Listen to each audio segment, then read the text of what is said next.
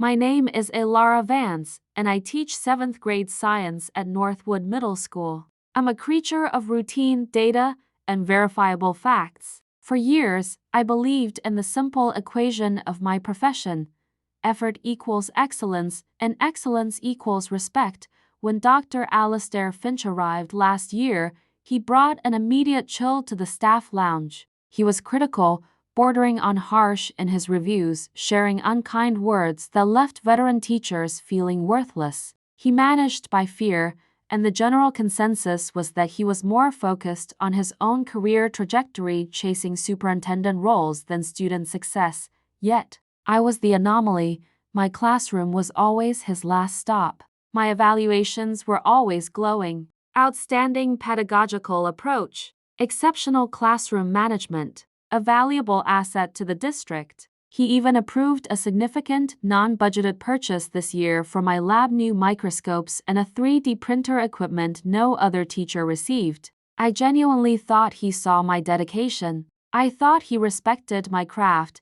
That naive belief shattered on a Tuesday afternoon. 5 weeks into the school year, I stayed after hours to discuss a specific student's need for a revised semester exam format. Dr. Finch listened intently, nodding professionally. As we wrapped up, he stood, and with a casual, practiced motion, he walked to the door and shut it with a soft click. The pit in my stomach was instantaneous, cold, and heavy. Every professional fiber in my body screamed, "This is wrong." I mentally braced for discipline, prepared to defend my curriculum, my hours, or my integrity. He didn't discipline me. He sat in the chair next to me, turning his body toward me. The physical proximity in that now closed, suddenly intimate space was suffocating. "Lara," he began, his tone shifting from clinical to conspiratorial. "I heard you mention that you get together with friends on the weekends for card games." My mind raced. I vaguely recalled mentioning a casual poker night in the lounge weeks ago. "I have a great setup at my place," he continued, leaning slightly closer. "I was thinking, would you ever be interested in getting together, just the two of us, for a card game at my house?" He preempted my inevitable professional objection. "Now, I want to be perfectly clear," he added, his eyes holding mine in a way that felt like a trap. "I'm your direct supervisor, and I respect professional boundaries. I absolutely do not mean this as a date. I mean it just as friends." The lie hung in the air, heavy and repulsive. Then, the final, humiliating piece of context. "I asked you recently if you were making another visit soon to state where my ex-boyfriend lives, and you mentioned you weren't with that guy anymore." So no, he wasn't inviting a colleague. He was inviting a recently available, unmarried woman whom he had isolated with praise and whom he now knew was professionally subordinate and personally single. The glowing evaluations weren't merit. They were bait. The new lab equipment was a transactional gesture. My face burned with shame. My mind was empty. All I could stammer out was a nervous, self-preserving lie. I wouldn't be interested in dating, but maybe sometime, maybe sometime. The weak, pathetic phrase echoed in the suddenly massive silence of his office. I scrambled out, my heart hammering a frantic rhythm against my ribs.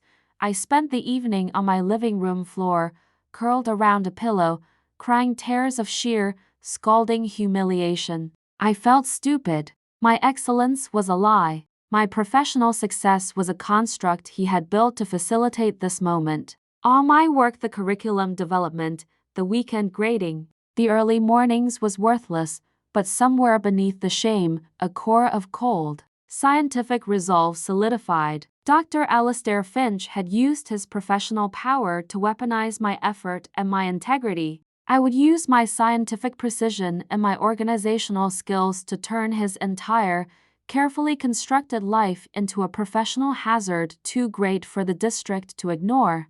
My revenge would be petty, cruel, and surgically precise. The first step was absolute clarity and control. I would not file an HR complaint. A complaint would be, he said or she said, would involve months of trauma, and would likely end with a non-disclosure agreement and a lateral transfer for me. My goal was not justice. It was destruction, the complete and irreparable obliteration of his career and the public unraveling of his personal image. I realized the glowing evaluations weren't worthless. They were evidence. I immediately created a meticulous, encrypted timeline of the event, including the exact time I entered, the time he shut the door. I checked the clock on the wall, and his exact quotes, including the "just as friends" and the reference to my ex-boyfriend. This was the core dataset. I compiled every glowing evaluation and every email confirming the purchase of my new lab equipment, the microscopes and 3D printer. My success, which I valued, was now evidence of nepotism and financial conflict of interest. I realized he had bypassed standard budget procedures for those items, a clear breach of district protocol. This would be the cruelest blow. Using my earned success as proof of his corruption, I needed to generate one more piece of interaction that confirmed his need for private contact. I emailed him the next day, using my professional email, about the "maybe sometime" invitation. I phrased it as a question about a professional meeting location. Dr. Finch, regarding our conversation yesterday about getting together perhaps for a professional discussion on the new 3D curriculum, I must stick to school hours and the Northwood campus. Thank you for the thought, but outside of school meetings, even for professional development, set a difficult precedent for staff, which I am keen to avoid, he replied instantly, predictably defensive and flustered. Lara, I completely respect your dedication to professional boundaries. I only meant it casually, and I apologize if my invitation caused any confusion. We can certainly discuss the 3D curriculum during school hours. The documentation was complete. He had 1. Solicited private contact recorded in my timeline. 2. Tried to use my personal life as a hook recorded in my timeline. 3. Backed down immediately and acknowledged professional boundaries and the difficult precedent recorded in email. He had signed his own confession of impropriety. The revenge was now about leveraging the optics he cherished. Dr. Finch was a public-facing principal in a wealthy district. His family life, his wife, Claire, and his 2 children was a key part of his public image. Claire was a well-known figure in the local PTA and chaired several community education foundations. His career was built on Claire's social network. I knew I couldn't approach Claire directly. I needed to sow the seed of suspicion in her professional network. I created a new, private social media profile under a slightly obscure name and followed several key PTA mothers and school board contacts who followed Claire. Then, I posted a vague, carefully crafted message.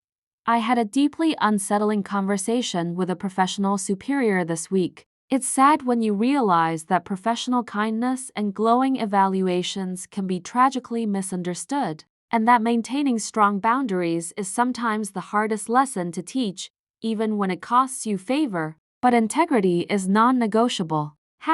#boundary setting, #professional ethics, #Northwood teachers. The post was visible only to a small, specific circle of community influencers. It didn't mention him by name, but it was impossible for anyone in that circle to see without instantly connecting it to the only new, unpopular, and overly critical principal, Dr. Finch. The key was the phrase "glowing evaluations." It instantly narrowed the suspect list to me, the only one he praised. I looked up Dr. Finch's home address, easily found via public records in our town. I noted a popular local cafe near his neighborhood where Claire often held informal planning meetings, according to the PTA newsletter.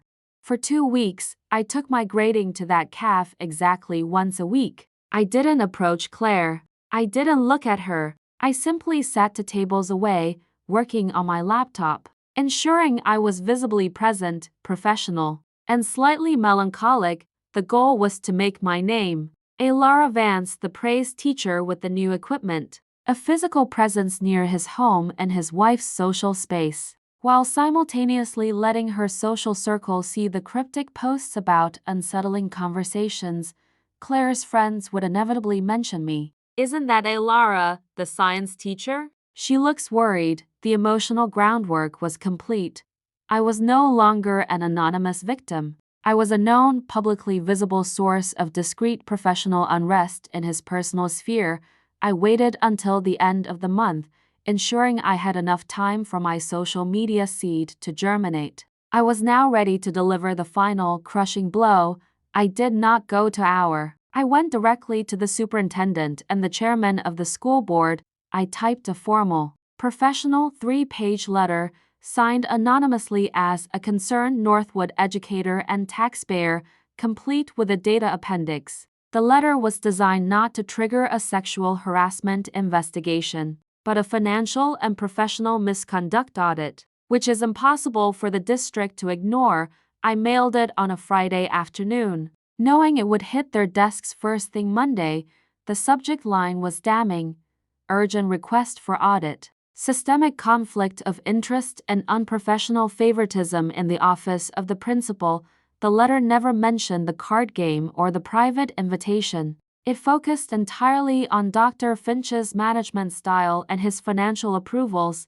It began by quoting the unkind words Dr. Finch used with 2 specific veteran teachers, establishing that his overall management style was toxic and high risk for staff retention. I attached copies of my 4 most recent glowing evaluations, contrasted with the harsh evaluations of the veteran staff. The contrast proved a clear, unearned bias.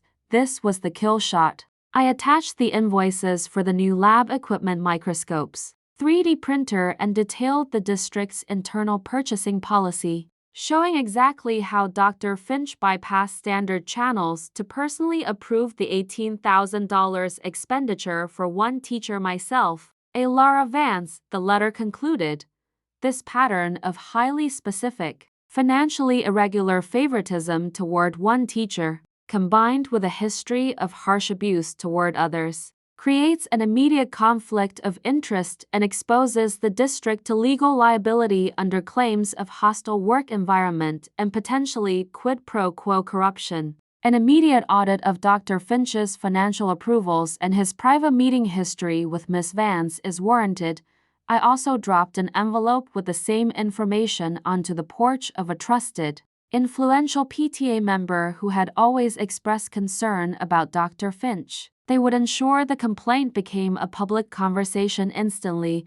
I arrived at Northwood Middle at 7:30 a.m., my contractually obligated time, and found the office in chaos. Dr. Finch was nowhere to be seen. 2 men in dark suits, one from the district's legal team and one from finance, were interviewing the school secretary and pulling filing cabinets. By 9 o'clock a.m., the official email dropped.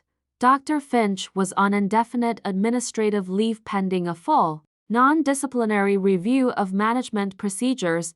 The audit was inevitable. The financial irregularity regarding the $18,000 in equipment was easy to prove. His evaluation schedule was easy to prove. His private, closed-door meetings with the one favored teacher meetings, he couldn't deny because I used them as leverage in the financial complaint, were suddenly viewed as highly suspicious. The superintendent's office was not investigating harassment. They were investigating financial malfeasance and public relations risk.